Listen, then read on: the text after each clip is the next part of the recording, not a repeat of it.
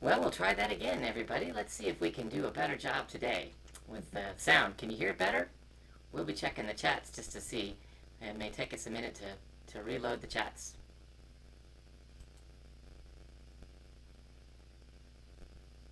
It's always something. Why don't you tell them a little bit about the Advent calendar while I fix the sound? Okay. Well, this beautiful Advent calendar was made by our loving friend and neighbor, Devner Kovacs. And each day we're going to pull out a new component to add to our beautiful nativity scene. And I'm really hoping that tomorrow's finally going to be a starfish. Day 2 out of 24. There hasn't been one yet, but I live in hope. There you go. But we have quite a little growth growing here. And for everybody who asked about Errol the Wonder Cat, he was given a present early, and so he's busy playing with it on the floor. Got him a laser pointer. Every cat's dream. All right, we're working on trying to get all the sound back. Is the sound better? If you can hear the sound, let us know and put that in the chat if you're able, so that we can make sure everybody can hear okay. I thought you were going to ask them to clap their hands, and I was going to say, we can't hear them. We don't know that. We don't know. We're wanting to get everybody included, and thank you for bearing with us all these technical difficulties. It's a good time for a story, though, and we will edit everything back into some semblance of normal. Yes. Well, for some reason, Storytime is not telling us that we're live, so we're just double-checking, making sure.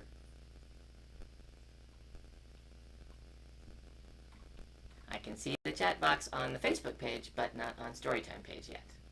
But we'll see. We'll see how we do.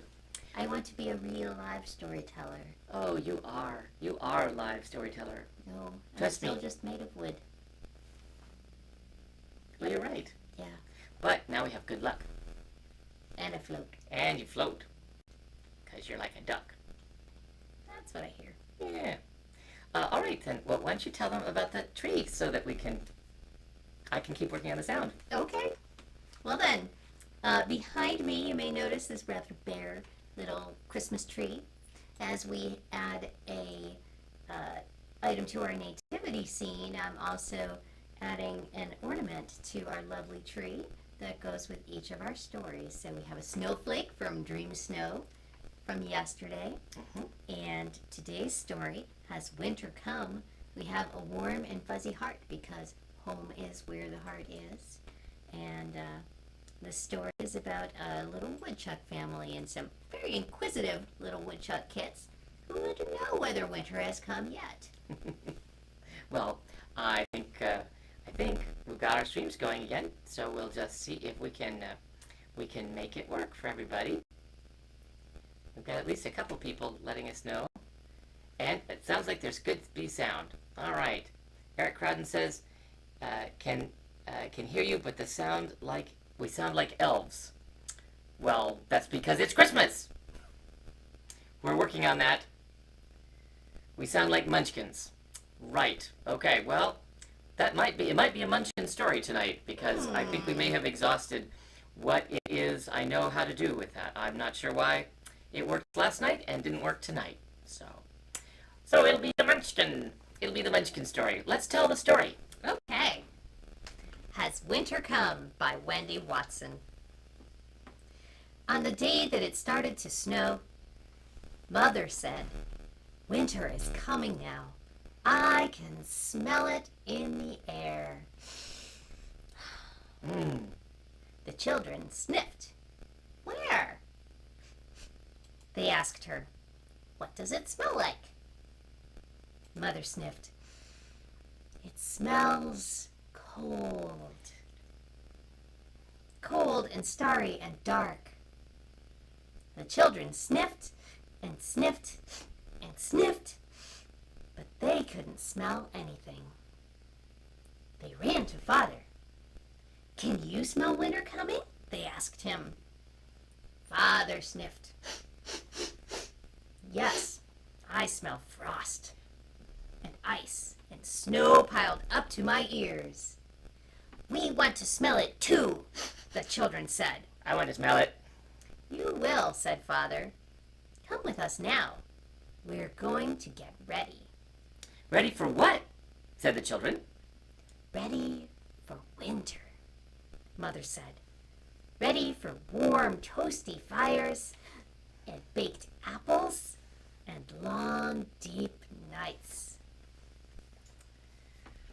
They gathered acorns and walnuts, hickory nuts and hazelnuts, sunflower seeds and pumpkin seeds, and stuffed them into burlap bags. They hunted in the grass for apples and corn, and pears and parsnips, and piled them into baskets and into boxes. And while they hunted and gathered, snowflakes dusted their faces, melted on their tongues, and sprinkled white over their shoulders and over the world. Do you smell winter yet? Father said. We smell something cold and secret and quiet, said the children. That's winter, said Father. They carried home the bags and the boxes and baskets and sacks and piled them on the pantry shelves.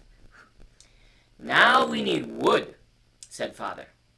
So they went out again into the whispering snow, knee-deep now, heavy and white.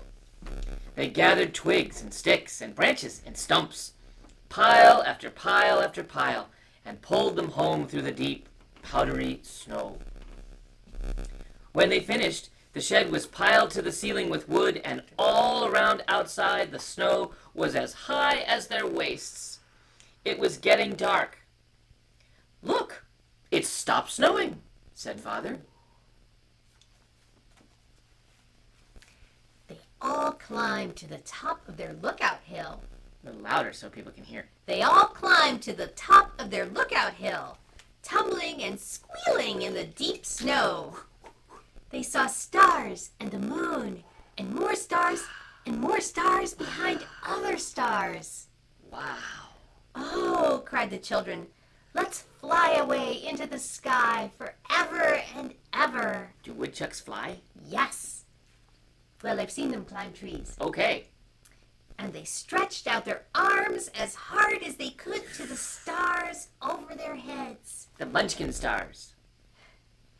But their toes were cold, and their noses hurt, and their stomachs rumbled for food.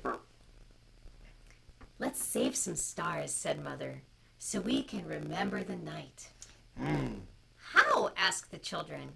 Like this, said Mother, and she scooped a star into each of their paws. Now hold tight, and don't forget. Has winter come then? Asked the children as they trudged home. Part of it, said Father. They shook off the snow off their heads and their feet and their tails, and they went inside to where Mother lit candles and hung nightgowns to warm by the roaring fire.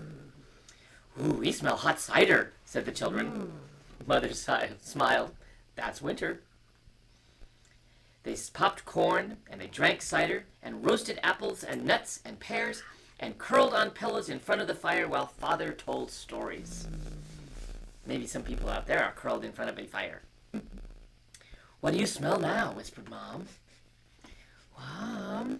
We smell warm beds, and pine cones, and burning apple cores sizzling on the hearth, said the children. That's winter, whispered Mom. Coals dropped onto the bricks. The branches of trees outside cracked in the cold. The candles began to burn out. Time for bed, whispered Mother. She tucked the children in, one by one, under the thick down quilt. They snuggled deep down into the warm bed. In their paws they held the stars, and they remembered the blue-black sky and how they wanted to fly away into it forever and ever and ever. Apples and roasted nuts drifted through the air. Snow brushed their ears. Their noses tingled deliciously with cold. The dark spun slowly around them. We smell sleep coming. We smell sleep coming and a long night. Let's be a little louder. We smell sleep coming and a long night. whispered the children drowsily. Is this winter? Yes, whispered Father. Yes, whispered Mother. This is winter. The last candle sputtered out, and the last coal popped lazily and faded, and the room melted away into sleep and the starry sky. The end. The end. Oh, that's a good story about winter. It makes me want hot cider. And popcorn. And popcorn. And roasted apples. Well, we hope you are getting all those good things. It's been cold here where we are. Is it cold where you guys are? I think a lot of people, they're feeling a little winter today. Yeah. Well, we're so glad all of you could be watching, and we're sorry that we sound like munchkins. We'll see if we can figure out what's went wrong. We never know. We never know. It's story time. Well, join us as we sing our good night song, and we'll see if we can find Errol around here somewhere. He usually comes in when we start to sing. Good night, beloved mine. Good night, sleep well, my dear. Good night, beloved mine. Good night, sleep well, my dear. May cherubim and seraphim watch over you and hover near. Good night, beloved mine. Good night, sleep well, my dear. Have a good night, everybody.